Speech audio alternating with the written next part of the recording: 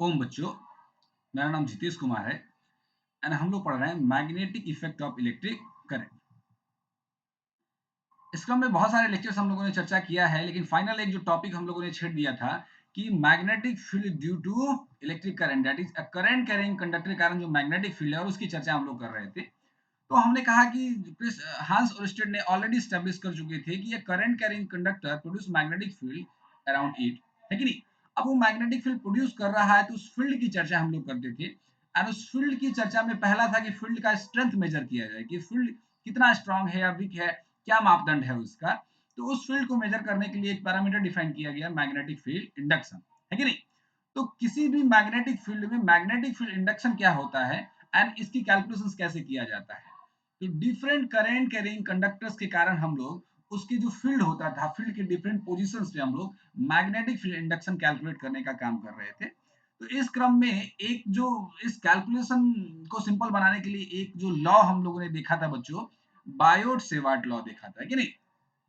तो Biot Savart law हम लोगों ने देखा था कि मैग्नेटिक फील्ड एक करंट एलिमेंट हमने लिया था कि एक एलिमेंट्री लेंथ का कंडक्टर था, इसमें करंट आई था, तो IDL is known as current element, एक वेक्टर क्वांटिटी होगा। So magnetic field induction due to this current element will be equal to at point P which is directed as R, आप कह सकते हैं, which is at a distance R. तो आप कहते थे dB is equal to mu naught upon 4 pi I D L cross R and upon R cube, और इसी को बोलते थे बायोट सेवार्ट लॉ। ये एक एलिमेंट्री लेंथ के लिए, यानी कि इनफाइनाइटेसिमली स्मॉल लेंथ जो होता था कोई करंट कैरिंग कंडक्टर के द्वारा, उसके कारण फील्ड के किसी पॉइंट पे एट सर्टेन डिस्टेंस आर पे हम लोग मैग्नेटिक फील्ड इंडक्शन निकालते थे। एंड इसी के मदद से different carrying current carrying conductor की वजह से हम लोग मैग्नेटिक फील्ड इंडक्शन का कैलकुलेशन करते थे, कि नहीं। पहला हम लोगों ने कैलकुलेशन किया था magnetic field induction due to infinitely long straight current carrying conductor, ठीक है नहीं। दूसरा कैलकुलेशन किया था कि दो infinitely long current carrying conductor के बीच में म्यूचुअल इंटरेक्शन कितना होता है। फिर हम लोगों ने तीसरा जो डेरिवेशन देखा था कि एक कोई circular arc shaped current carrying conductor था, इसके कारण जो उसके सेंटर पे मैग्नेटिक फील्ड इंडक्शन का क्या वैल्यू होगा। फिर उसी को हम लोगों ने और सब डिराइव किया कि सर्कुलर करंट कैरिंग कंडक्टर है तो उसके सेंटर पे मैग्नेटिक फील्ड इंडक्शन क्या होगा। एंड फिर उसके बाद में भी हम लोगों ने देखा कि एक कोई सर्कुलर करंट कैरिंग कंडक्टर है तो उसके एक्सिस पे किसी पॉइंट पे मैग्नेटिक फील्ड इंडक्शन क्या होगा। In all that calculation the fundamental, आप कह सकते हैं, जो फंडामेंटल हम लोगों ने यूज किया डेरिवेशन टेक्निक में वो बायोट सेवार्ट लॉ था कि सभी में एक एलिमेंट्री लेंथ कंसीडर करते थे, स्मॉल लेंथ कंसीडर करते थे, और वह स्मॉल लेंथ के कारण मैग्नेटिक फील्ड इंडक्शन निकाल लेते थे यूजिंग बायोट सेवार्ट लॉ। और total conduct current carrying conductor के कारण मैग्नेटिक फील्ड कैसे निकाल लेते थे, तो इसी को इंटीग्रेट कर देते थे, इंटीग्रल डीबी, है ना। तो आपको म्यू नॉट अपॉन 4 पाई आप बाहर आप कह सकते हैं and I D L cross R and divided by R cube, and जिसके रिस्पेक्ट में इंटीग्रेशन होता था ऐसे लिमिट लेते थे कि सारा करंट कैरिंग कंडक्टर जो गिवन स्ट्रक्चर है वो कवर हो जाए, है कि नहीं। और इस तरीके के इसी टेक्निक के आधार पे हम लोगों ने कैलकुलेशन किया था, है ना।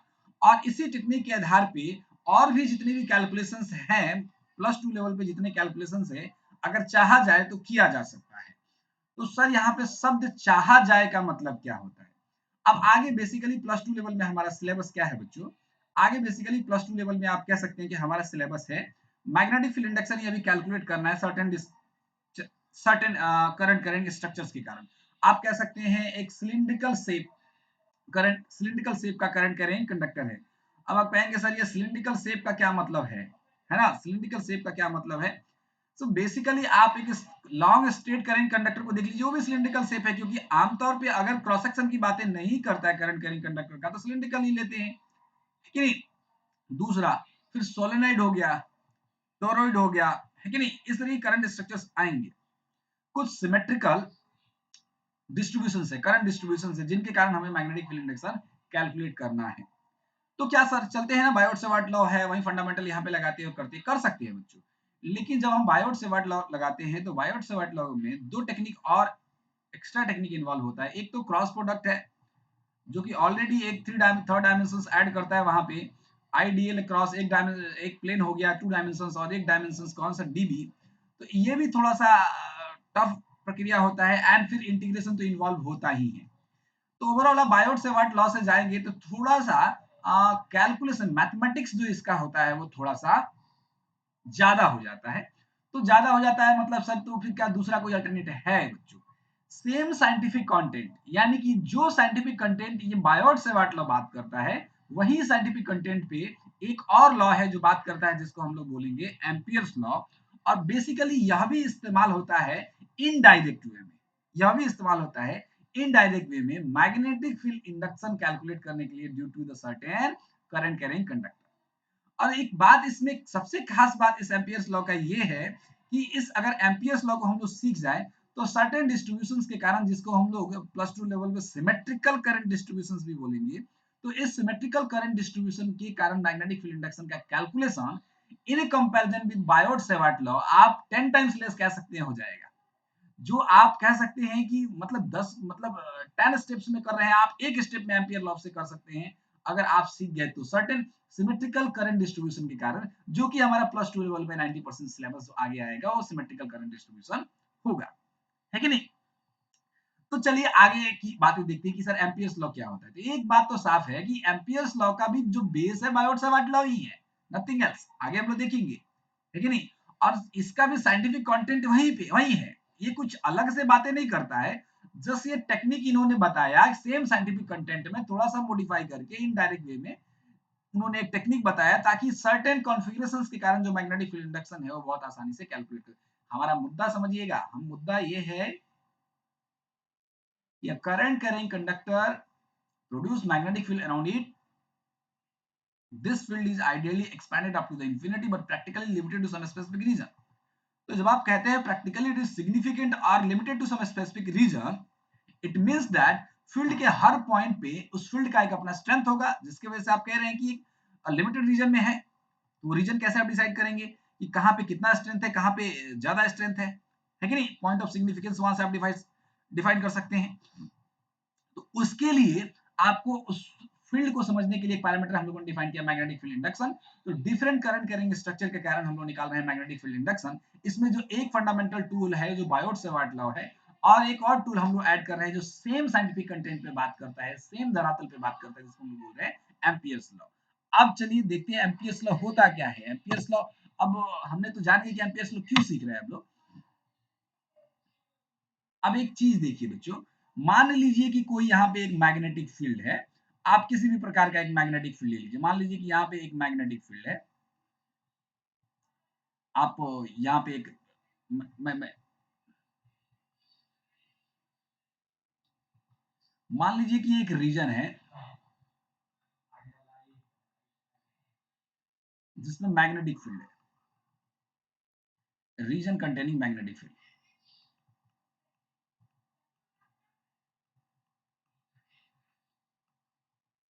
Reason containing magnetic field.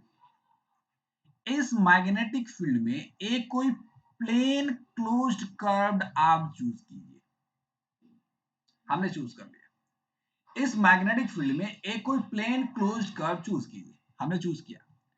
Sir क्यों करना है? सी इंटेंशन मैंने पहले क्लियर कर दिया है। ये इंटेंशन सारा काम हो रहा है, ये एक टेक्निक है सर्टेन करंट करेंट डिस्ट्रीब्यूशन के कारण, कंडक्टर के कारण मैग्नेटिक फील्ड इंडक्शन निकालने का एक टेक्निक है, नथिंग एल्स। ये टेक्निक है। तो इसमें क्या करना है, टेक्निक में करते क्या है कि नहीं, वो हम लोग बता रहे हैं। सो ये एक क्लोज्ड आपने प्लेन कर्व लिया, एक क्लोज्ड प्लेन कर्व लिया, क्लोज्ड प्लेन कर्व लिया, एंड इसको एक सेंस डिफाइन कर दिया ट्रेसिंग के लिए। हम इसको ट्रेस करना चाह रहे हैं और एक सेंस डिफाइन कर दिया। Let us take the sense anticlockwise, जैसे हमने फिगर में दिखाया कि एक सेंस हमने ले लिया एंटी क्लॉकवाइज सेंस में। अब यहाँ पे एक मान लीजिए कि एलिमेंट्री लेंथ आप कंसीडर कीजिए डीएल, है ना? और मान लीजिए कि यहाँ पे एक मैग्नेटिक फील्ड का जो डायरेक्शन है वो बी, यहाँ पे इस डायरेक्शन में ये एंगल बना रहा है थीटा, है ना? तो आप इस मैग्नेटिक फील्ड का, इस मैग्नेटिक फील्ड इंडक्शन का डॉट प्रोडक्ट निकालिए एलिमेंट्री लेंथ के साथ। कितने लेंथ के साथ? एलिमेंट्री लेंथ के साथ। और ये एक एलिमेंट्री यानी इनफाइनेटिवली स्मॉल लेंथ के साथ डॉट प्रोडक्ट निकाल लेते हैं। लेकिन अगर इसको आप अगर फुल इंटीग्रेट कर दिए ओवर द लेंथ, है कि नहीं, इसको कंटूर इंटीग्रल क्लोज लूप होना चाहिए, है ना? तो ये होगा mu naught times total current enclose. जहां पे करंट इनक्लोज क्या होगा, ये जो आपका क्रॉस सेक्शन एरिया है, ये जो क्रॉस सेक्शन एरिया है, जो प्लेन कर्व आपने डिसाइड किया है, उस क्रॉस सेक्शन एरिया से कितना करंट पास कर रहा है, कितना करंट उससे पास कर रहा है। मान लीजिए कि समथिंग समथिंग ये करंट है, तो I1, I2, I3 and I4। तो टोटल आप कह सकते हैं कि जो I इंक्लोज हो जाएगा summation of I, summation of I। तो ये कहता है एम्पियर्स लॉ, इसी को हम लोग बोलते हैं एम्पियर्स लॉ, इसी को बोलते हैं एम्पियर्स लॉ, नथिंग एल्स। कि किसी कोई एक रीजन है जहां पे मैग्नेटिक फील्ड ऑलरेडी एग्जिस्ट कर रहा है, उस मैग्नेटिक फील्ड के रीजन में अगर हमने एक कोई plane current plane curve choose किया, उस प्लेन कर्व के लाइन के अलोंग अगर हम लोग मैग्नेटिक फील्ड इंडक्शन का लाइन इंटीग्रल निकालते हैं, मैग्नेटिक फील्ड इंडक्शन का लाइन इंटीग्रल निकालते हैं, या अगर यही लाइन इंटीग्रल जब हम पूरे क्लोज लूप के लिए निकालते हैं, तो इसको आप लाइन इंटीग्रल बोलिए, लाइन इंटीग्रल बोलते हैं। समटाइम इसको क्लोज लूप है इसलिए इसको कंटूर इंटीग्रल बोल देते हैं, कंटूर इंटीग्रल। और इसको आप बोल सकते हैं सर्कुलेशन बोल देते हैं, सर्कुलेशन,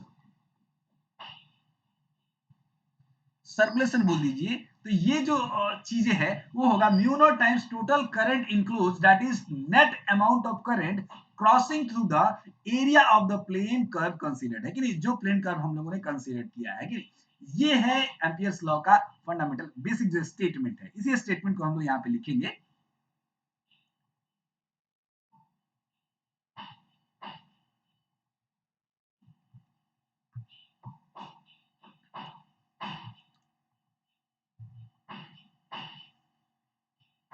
द लाइन इंटीग्रल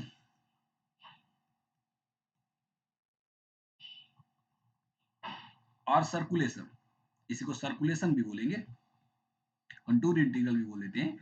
क्या होगा, बी डॉट डी एल, किसका लाइन इंटीग्रल है, तो मैग्नेटिक फील्ड इंडक्शन का, of net magnetic field, net magnetic field along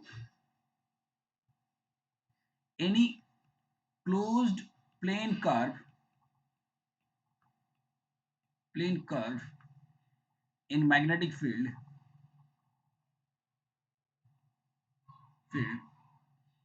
is equal to mu naught times the total current crossing the area of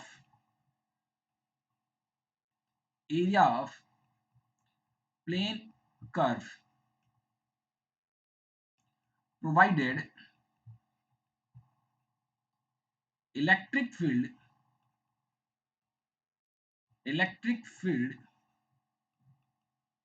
inside the loop remains constant। That is आप कह सकते हैं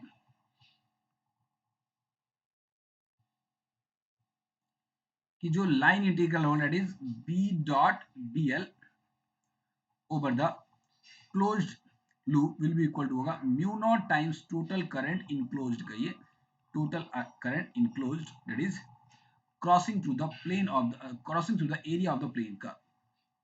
अब इस statement में सारी बातें ऑलरेडी हम लोग चर्चा कर चुके हैं, लेकिन एक नया चीज यहाँ पे मैंने ऑलरेडी कहा कि एक कोई magnetic field region containing magnetic field है, वहां पे एक प्लेन क्लोज कर्व कंसीडर करते हैं, उसके लाइन के अलोंग आप magnetic field net magnetic field induction का डॉट प्रोडक्ट निकालिए और उसको इंटीग्रेट कर दीजिए कि नहीं, एलिमेंटल लेंथ का डॉट प्रोडक्ट निकालिए इंटीग्रेट कर दीजिए, उसको लाइन इंटीग्रल बोलते हैं या कंटूर इंटीग्रल बोलते हैं या सर्कुलेशन बोलते हैं, उसका सर्कुलेशन निकालिए। ये सर्कुलेशन म्यू नॉट टाइम्स हो जाएगा total amount of current crossing the area of the plane curve. ठीक है, ये स्टेटमेंट से तो आप ऑलरेडी हम लोग चर्चा कर चुके हैं, लेकिन यहाँ पे एक बात हमने मेंशन कर दिया है, provided the electric field inside the loop remains constant, provided the electric field inside the loop remains constant.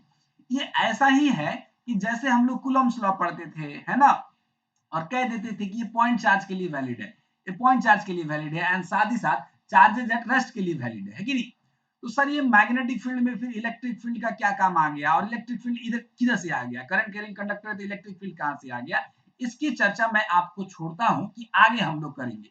इसी टॉपिक में जब हम लोग आगे बढ़ेंगे, डेरिवेशंस में आगे बढ़ेंगे, तो मैं एक टॉपिक पढ़ाऊंगा आपको, डिस्प्लेसमेंट करंट। जब वो डिस्प्लेसमेंट करंट हम लोग सीखेंगे तो इसी एम्पियर्स लॉ का मॉडिफाइड फॉर्म भी हम लोग वहां पे लिखेंगे, है कि नहीं। कुछ इलेक्ट्रिक फील्ड का भी इंटरफेरेंस वहां पे होता है, तो वहां पे इस स्टेटमेंट को हम जस्टिफाई करेंगे कि electric field inside the loop remains constant का मतलब क्या होगा, है कि नहीं। तो इस स्टेटमेंट को आप याद रखिए, इसका हम लोग अप्लाई कैसे करते हैं वो भी सीखेंगे। अब चलिए, जैसे मान लीजिए कि हमने एक उदाहरण के तौर पे जो अभी पहला वाला केस लिया है यहाँ पे, अभी जैसे यही केस जो पिछला केस में हम लोगों ने ले लिया था, है ना,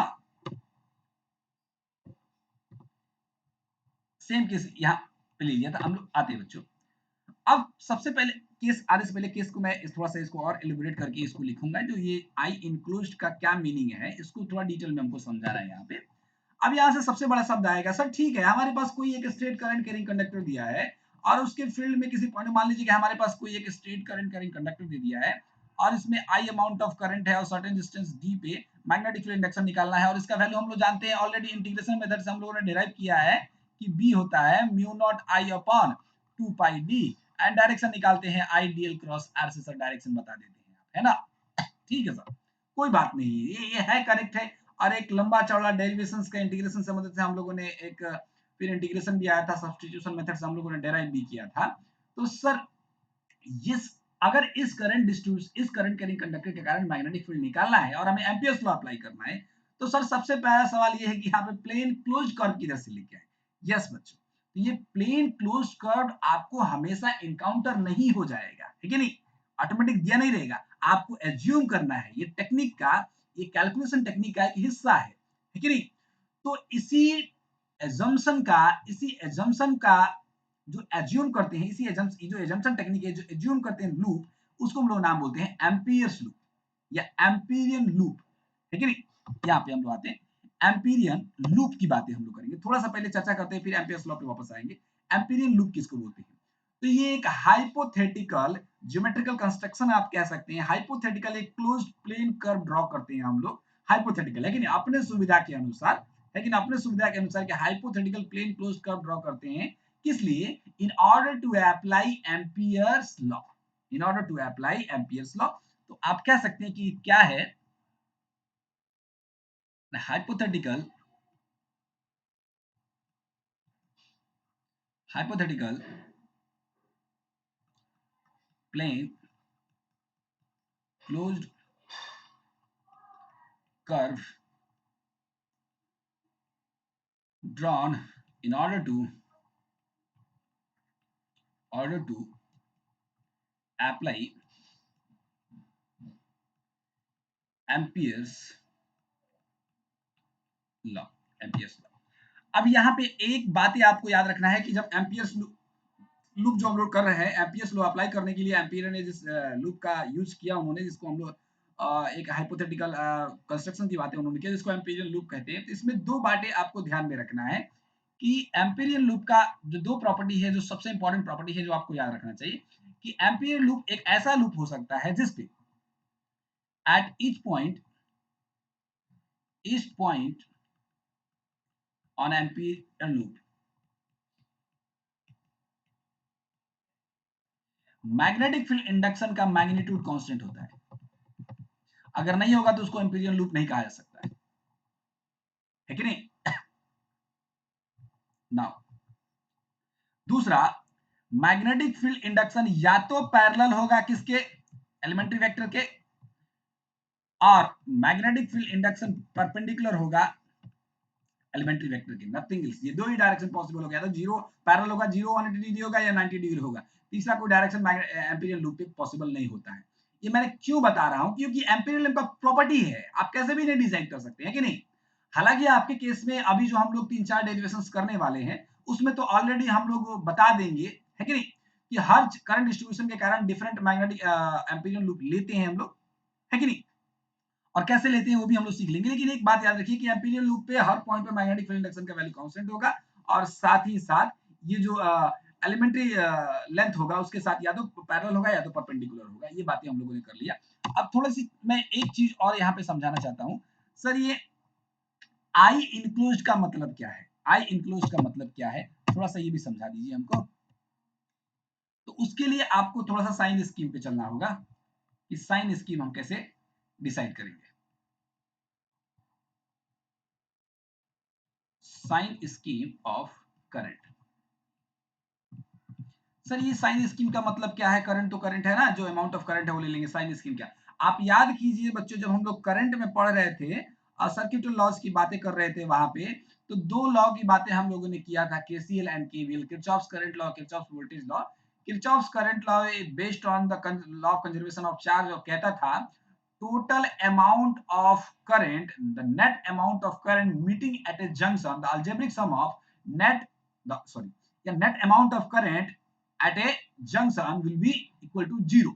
Net amount of current का मतलब क्या होता है? Total amount of current, algebraic sum of amount of current meeting at a junction will be zero. अब सवाल ये है कि किसी सर्किट में सब जंक्शन पे जीरो क्या है? तो प्रिंसिपल था कि नेट इनकमिंग करंट, जो उस पॉइंट पे मीटिंग करंट की बातें हो रही है, तो नेट जो इनकमिंग हो रहा है नेट आउटगोइंग हो जा रहा है।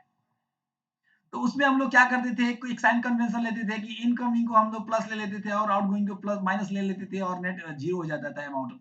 उसी प्रकार आप केवीएल में भी हम लोग सर्टेन साइन कन्वेंशन लेते थे कि एक लूप को ट्रेस करते थे और हम लोग देखते थे कि करंट के डायरेक्शन में जाते हैं तो वोल्टेज ड्रॉप निगेटिव लेंगे, करंट के अपोजिट डायरेक्शन में ले जाएंगे तो वोल्टेज ड्रॉप पॉजिटिव लेंगे। बैटरी में अगर निगेटिव टू पॉजिटिव जाते हैं तो वोल्टेज ड्रॉप पॉजिटिव लेते थे, पॉजिटिव टू नेगेटिव जाते थे तो वोल्टेज ड्रॉप नेगेटिव। एक कन्वेंशन हमने ले लिया था उस टेक्निक में। इसी में यहाँ पे भी एक कन्वेंशन है, कैसे लेंगे? जैसे मैं आपको एक उदाहरण के तौर पे आपको मान लिया।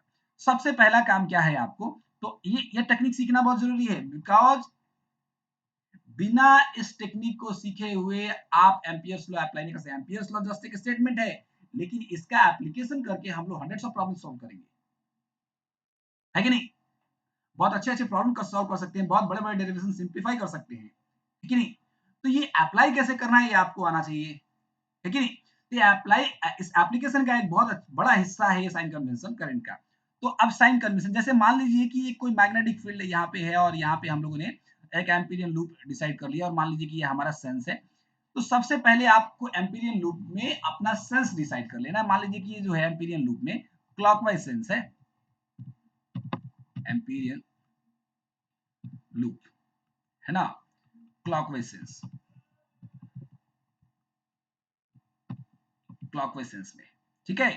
और यहाँ पे इससे क्रॉस करता हुआ एक ये करंट है, एक ये करंट है, एक ये करंट है और एक ये करंट है। आप जरा बात को समझिएगा, इस करंट का वैल्यू, हाँ ये करंट क्या है, मतलब ऐसे है बच्चों, कौन से डायरेक्शन में है? प्लेन के परपेंडिकुलर होगा, परपेंडिकुलर टू प्लेन। और आप कह सकते हैं जो तीन करंट है यहाँ पे I1 I2 हम ले लेते हैं, I1 I2 एंड जो I3 है वो coming from the plane of paper है, that is towards the observer है ना।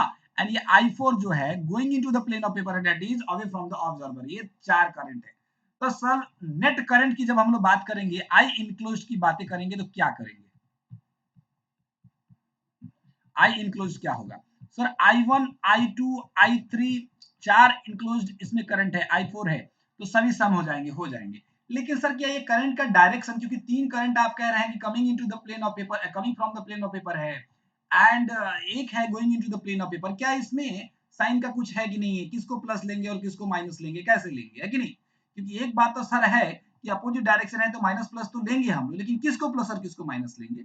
ये डिसीजन डिपेंड करेगा कि आपने एम्पीरियल लूप को क्या सेंस डिफाइन किया है। जैसे हमने यहाँ पे क्लॉकवाइज सेंस दे दिया है, उसके बाद में आपको पहले यहाँ पे एक टेक्निक मैं सिखाता हूँ, उसको याद रखना है। आप दो साइड डिसाइड कर लीजिए, एक को बोलेंगे पॉजिटिव साइड, एक को बोलेंगे नेगेटिव साइड। कैसे डिसाइड करेंगे तो देख लीजिए। चलिए इस लूप को देखिए, तो लूप का जो सेंस हमने दिया है क्लॉकवाइज। क्लॉकवाइज मींस क्या होता है? क्लॉकवाइज मींस होता है अवे फ्रॉम द ऑब्जर्वर, मतलब going into the plane of paper. तो going into the plane of paper की जब बातें करेंगे आप, तो यहाँ पे जो अकॉर्डिंग टू सेंस हम किधर जा रहे हैं? Going into the plane of paper है। क्या है? Going into the plane of paper. Clockwise, clockwise means going into the plane of paper. So ये जो going into the plane of paper है, इसको हम लोग पॉजिटिव साइड बोलेंगे, एंड जो उसके अपोजिट साइड होगा उसको हम लोग बोलेंगे negative side, negative side. It is very important, it is very important, समझिए बात को। अगर हमने यहाँ पे सेंस दिया है मैग्नेटिक फील्ड एम्पीरियल लूप को क्लॉकवाइज, इसका मतलब अवे फ्रॉम द ऑब्जर्वर, यानी क्रॉस को पॉजिटिव साइड बोलेंगे एंड डॉट को नेगेटिव साइड बोलेंगे। अगर हमने यहाँ पे इसको एंटी क्लॉकवाइज सेंस असाइन कर दिया था, सर हम कुछ भी असाइन कर सकते हैं, यस हमारे हाथ में है, असाइन कर सकते हैं। एंटी क्लॉकवाइज सेंस अगर हमने असाइन कर दिया रहता तो anti clockwise means towards the observer dot, dot वाला साइड हमारा पॉजिटिव साइड होता है एंड जो रिमेनिंग साइड है अपोजिट साइड वो नेगेटिव साइड होता है। तो साइड आपने डिफाइन कर लिया, पॉजिटिव साइड या नेगेटिव साइड। अब क्या देख लीजिए कौन सा डॉट है कौन सा क्रॉस है। ये डॉट है तो डॉट वाला सब नेगेटिव होगा, so minus i1 minus i2 minus i3 and plus i4, इस प्रकार की बातें करें। अब मान लीजिए कि अगर आउटसाइड करंट है i5 तो कुछ फर्क नहीं पड़ता है, क्योंकि तो हम आई इनक्लोज की बातें क्या कर रहे हैं, आई इनक्लोज की बातें ये कर रहे हैं कि the total sorry sum of net amount of current passing through the area enclosed by the plane curve.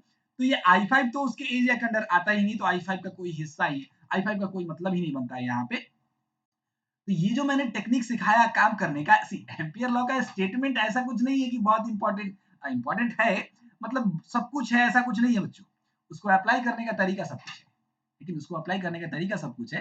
तो एम्पियर्स लॉ क्या है हम लोगों ने देखा है, वो तो कुछ नहीं है, लाइन इंटीग्रल यानी सर्कुलेशन है कि नहीं of the net magnetic field along a plane curve, आप कह सकते हैं plane close curve will be equal to mu naught times total current enclosed, है कि नहीं। अब ये सवाल ये है कि ये लूप कहां से लाएंगे, तो एम्पीरियल लूप की बातें हम लोगों ने किया है कि हाइपोथेटिकल कंस्ट्रक्शन है। उस एम्पीरियल लूप की दो प्रॉपर्टी आप याद रखिए कि उस एम्पीरियल लूप पे मैग्नेटिक फील्ड इंडक्शन का वैल्यू हमेशा कांस्टेंट रहेगा, डायरेक्शन या तो पैरेलल होगा या तो परपेंडिकुलर होगा, है कि नहीं। Magnetic field and elemental length vector या तो पैरेलल होंगे या तो परपेंडिकुलर होंगे, है कि नहीं, यानी 0 डिग्री 90 डिग्री और 180 डिग्री ही उनके बीच का एंगल पॉसिबल है। एंड तीसरा जो मैंने आपको फैक्ट बताया यहाँ पे sign scheme of the current, current का साइन कैसे लेना है, तो according to the sense assign to the amperian loop, amperian loop को जो सेंस डिसाइड करते हैं तो उस सेंस के हिसाब से, एक दूसरे शब्दों में भी कह सकते हैं जो भी आप सेंस डिसाइड कर रहे हैं। तो जैसे मान लीजिए कि ये सेंस डिसाइड कर रहे हैं क्लॉकवाइज, तो क्लॉकवाइज डायरेक्शन में आप उंगलियों को अपने मोड़िए, उंगलियों को मोड़िए, राइट हैंड को, राइट हैंड के फिंगर को कर्ल कीजिए क्लॉकवाइज डायरेक्शन में, और ये जो थंब का डायरेक्शन है वो क्या पॉजिटिव साइड होगा। तो आप अगर देखिए यहाँ पे देखिए, अगर मैंने अपने राइट हैंड को क्लॉकवाइज सेंस में अगर उंगलियों को मैं मोड़ता हूँ, ये थंब का कौन सा डायरेक्शन होता है, तो थंब का डायरेक्शन होता है going into the plane of paper, going into the plane of paper, मतलब ये आपका पॉजिटिव साइड है एंड रिमेनिंग साइड क्या है, नेगेटिव साइड है कि नहीं। दूसरे शब्दों में आप क्लॉकवाइज का मतलब होता है going into the plane of paper, anti clockwise का मतलब होता है coming from the plane of paper. तो अकॉर्डिंग टू सेंस आप एक पॉजिटिव साइड होगा एक नेगेटिव साइड होगा, उसके हिसाब से करंट का आप साइन ले सकते हैं, जो पॉजिटिव साइड में है उसको प्लस, जो नेगेटिव साइड में है उसको माइनस आप ले सकते हैं। अब इतनी सारी चर्चाएं हम लोगों ने किया है, अब एक छोटा सा एप्लीकेशन मैं आपको दिखाऊंगा। एक ऐसा एप्लीकेशन हम लोग लेते हैं आज के क्लास में, एक ऐसा एप्लीकेशन लेते हैं जिसका डेरिवेशन ऑलरेडी हम लोग कर चुके हैं, है ना। तो चलिए,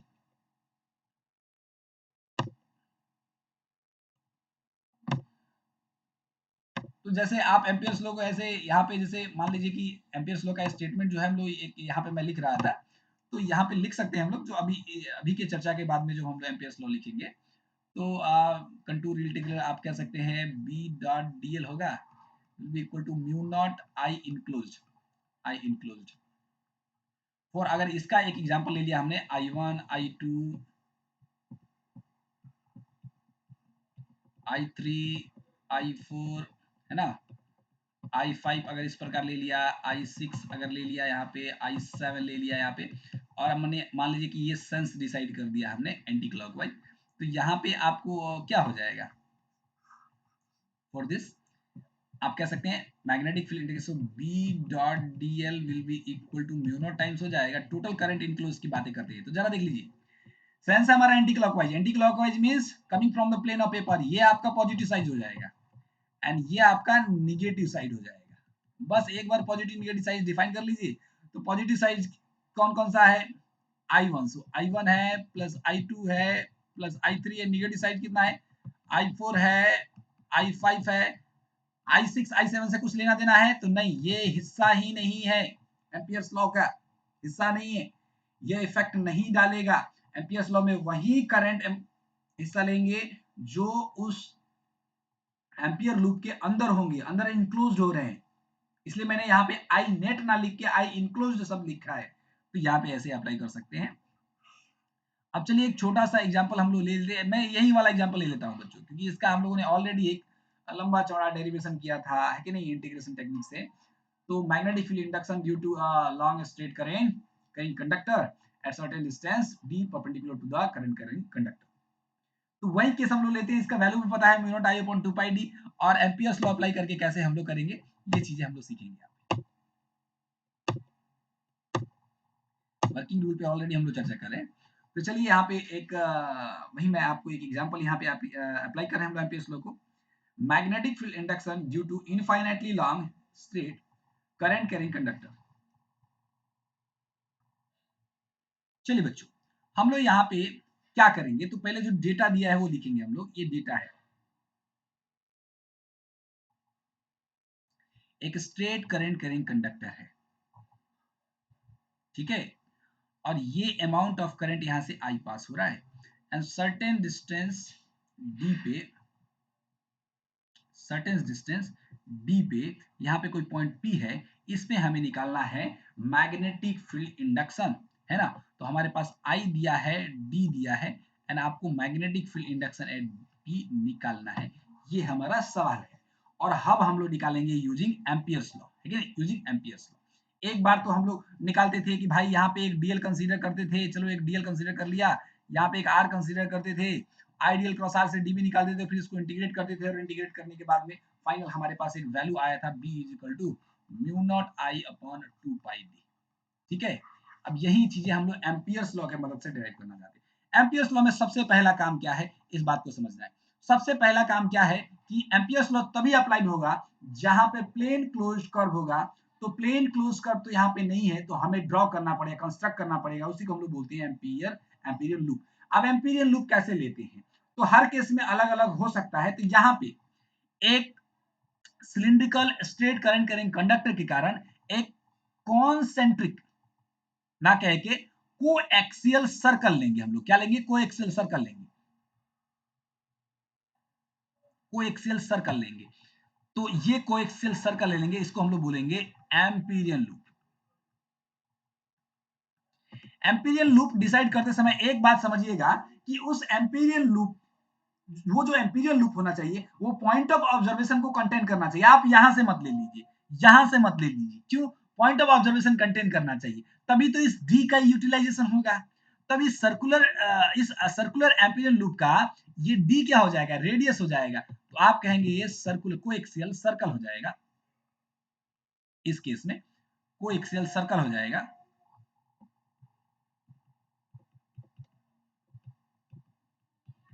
कोएक्सियल सर्कल हो जाएगा, इसका जो रेडियस हो जाएगा वो किसके बराबर हो जाएगा, सो रेडियस हो जाएगा डी के बराबर। तो पहले एम्पीरियल लूप डिसाइड कर लिया आपने, फिर चलिए उसके बाद में आप एक सेंस डिसाइड कीजिए। तो कौन सा सेंस लेना है, आप कोई भी सेंस चाहे तो आप ले सकते हैं बच्चों। मैंने क्लॉकवाइज सेंस ले लिया, मैंने क्लॉकवाइज सेंस ले लिया। तो चलिए मैंने क्लॉकवाइज सेंस ले लिया, तो यहाँ पे आप एम्पीरियल लूप की बातें करेंगे, सो क्लॉकवाइज सेंस की बातें करेंगे।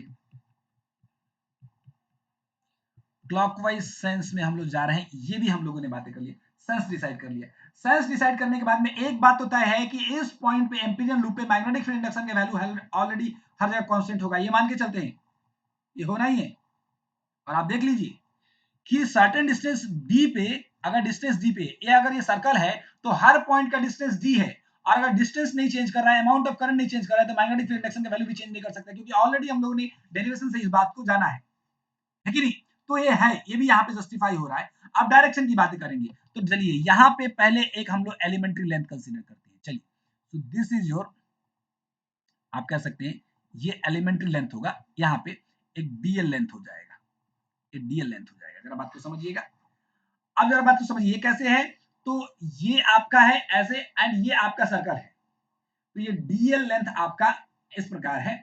अब चलिए जरा हम लोग इस पे बात करते हैं मैग्नेटिक फील्ड इंडक्शन का डायरेक्शन का। तो मैग्नेटिक फील्ड इंडक्शन के डायरेक्शन का तो सिंपल सा बात है, आईडीएल क्रॉस आर निकाल दीजिए।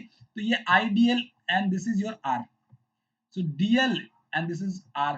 सो डीएल क्रॉस आर मतलब clockwise, clockwise means going into the plane of paper, और ऐसे है ये प्लेन, ये सर्कुलर प्लेन ऐसे है, ऐसे डीएल है, going into the plane of paper means this is the direction of your magnetic field induction. तो मैंने साफ साफ कहा था कि किसी एम्पीरियल लूप पे magnetic field induction and elementary vector के साथ या तो 0 डिग्री होगा या तो 90 डिग्री होगा 180 डिग्री होगा। यहाँ पे देख रहे हैं अपोजिट डायरेक्शन में है 180 डिग्री होगा, है कि नहीं। ये काम आपने कर लिया। चलिए अब हम लोग एम्पियर्स लॉ अप्लाई करते हैं। एम्पियर्स लॉ अप्लाई करने के लिए मैं ना इसको एक जरा लुक देता हूं। मैं इसका एक व्यू दे आपको दिखाता हूं, टॉप व्यू कैसे होगा। टॉप व्यू मतलब हम कोई ऊपर से ऑब्जर्वर है तो कैसे दिखेगा, ऐसे एक प्लेन है तो ऊपर से ऑब्जर्वर है तो पहले तो उसको सर्कुलर एम्पीरियल लूप दिखेगा। सर ये कहां से सर्कल दिखता है, मान लीजिए सर्कल दिखता है, ठीक है। आप ड्रॉ कर लीजिए सर्कल एकदम गोल, मुझसे जैसा हो रहा है जैसा ड्रॉ कर रहा हूं मैं। मान लीजिए कि ये मान लीजिए अब ये सर्कल है तो ऊपर से जब कोई दिख रहा है तो एक सर्कुलर एम्पीरियल लूप दिख रहा है जिसका सेंस ट्रैकिंग है क्लॉकवाइज है, ठीक है। यहां पे एक एलिमेंट्री लेंथ था, है ना, डीएल जिसको आप बोले आपने, ये डीएल का डायरेक्शन था एंड ये आपका मैग्नेटिक फील्ड इंडक्शन का डायरेक्शन था, है ना, कोई बात नहीं। और ये करंट क्या है, तो ये ऐसे प्लेन है और ऐसे करंट है कि नहीं। मतलब अगर ऊपर से देख रहे हैं तो coming from the plane of paper, coming from the plane of paper, तो ये जो यहाँ पे डॉट से रिप्रेजेंट करेंगे आई अमाउंट ऑफ करंट आपको आ रहा है। और ये जो डिस्टेंस है, ये डिस्टेंस है ये करंट और इसके बीच का, इसको डी आप बोल रहे हैं, दैट इज अमाउंट ऑफ। तो ये टॉप व्यू मैंने आपको दिखाया, इस प्रकार से हम लोग ड्रॉ कर सकते हैं। अब हम लोग एम्पियर्स लॉ अप्लाई करेंगे यहाँ पे। Now now according to Ampere's law,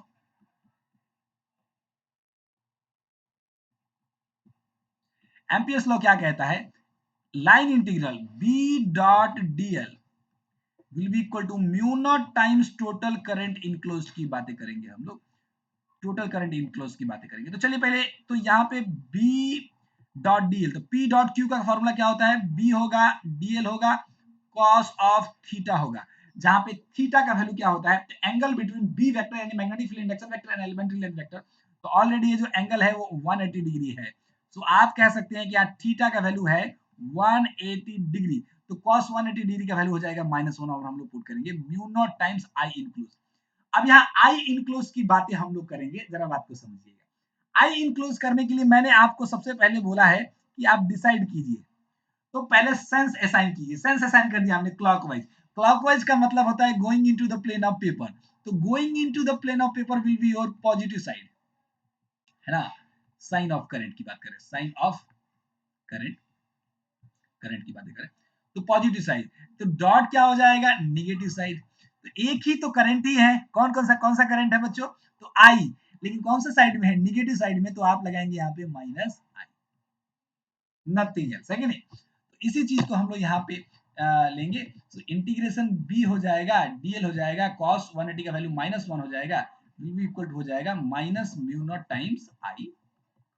अब एक बात तो साफ साफ हम जानते हैं कि एम्पीरियल लूप है तो मैग्नेटिक फील्ड इंडक्शन कांस्टेंट होना ही है। So integral DL will be equal to minus mu naught I. और अगर ये डीएल के यानी कि अब ये फाइनल इंटीग्रेशन आ गया लेंथ के रिस्पेक्ट में, इस प्रकार लेंथ कवर करना है कि पूरा का पूरा सर्कुलर, ये किसके अलोंग कर रहे हैं हम लोग, इस लूप के अलोंग कर रहे हैं। लूप कौन सा है, एम्पीरियल लॉ, तो सर्कुलर लाइन के अलोंग, तो पूरा का पूरा सर्कल का लाइन कवर हो जाए यानी कि पेरीमीटर कवर हो जाए, कि दैट इज 2 पाई आर, और आर किसके बराबर है, डी के बराबर है। से minus B into upper limit 2 pi D, आप डायरेक्ट कर लीजिए 2 पाई डी हो जाएगा। तो डीएल का इंटीग्रेशन आप एल कर लीजिए, डीएल का इंटीग्रेशन आपको ये, अब ये छोटा मोटा इंटीग्रेशन आप तो सीख फास्ट कर रही है, डायरेक्ट आप 2 पाई डी लिख सकते हैं। डीएल का इंटीग्रेशन एल हो जाएगा और 0 से लेकर 2 pi D upper limit minus lower limit आप करेंगे, will be equal to minus mu naught I, है कि नहीं।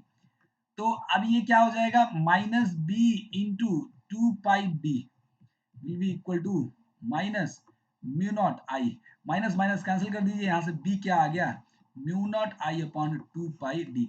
आप देख लीजिए जिसमें एक बड़ा सा इंटीग्रेशन इन्वॉल्व था, certain integral certain something square, एक ए स्क्वायर प्लस एक्स स्क्वायर का पावर 3/2, ये सब कुछ एक इंटीग्रेशन आया था, उसमें हम लोगों ने x is equal to a tan theta put किया था, ए मतलब कोई कांस्टेंट था वहां पे इंटीग्रेशन में, टेन थीटा पुट किया था, फिर वेरिएबल चेंज किया था हम लोगों ने, एंड फिर मतलब एल से थीटा में चेंज किया था और फिर वहां पे इंटीग्रेशन किया था, फिर डेफिनेट इंटीग्रेशन का प्रॉपर्टी इस्तेमाल किया था, फिर इंटीग्रेशन किया था।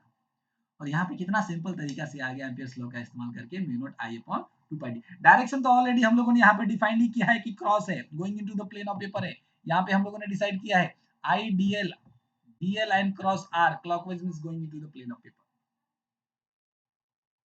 तो ये एम्पियर्स लॉ का एप्लीकेशन था बच्चों। हालांकि बहुत मजेदार मजेदार हम लोग डेरिवेशंस करेंगे यूजिंग एम्पियर्स लॉ आगे की क्लासेस में। तो आज के क्लास में हम लोगों ने आपको सिखाया कि एम्पियर्स लॉ क्या कहता है। तो किसी मैग्नेटिक फील्ड में आप कह सकते हैं कि लाइन इंटीग्रल और कंटूर इंटीग्रल और circulation of net resultant magnetic field along a plane closed curve will be equal to mu naught times total current enclosed, that is total amount of current crossing the area of the plane closed curve, provided the electric field intensity inside the closed loop remains constant। Electric field वाला बातें हमने कहा कि बाद में बताएंगे, और उसको अप्लाई करने का सर्टेन तरीका कि एक हाइपोथेटिकल ज्योमेट्रिकल कंस्ट्रक्शन करते हैं जिसको हम लोग प्लेन क्लोज कर्व या एम्पीरियन लूप की बातें हम लोग करते हैं।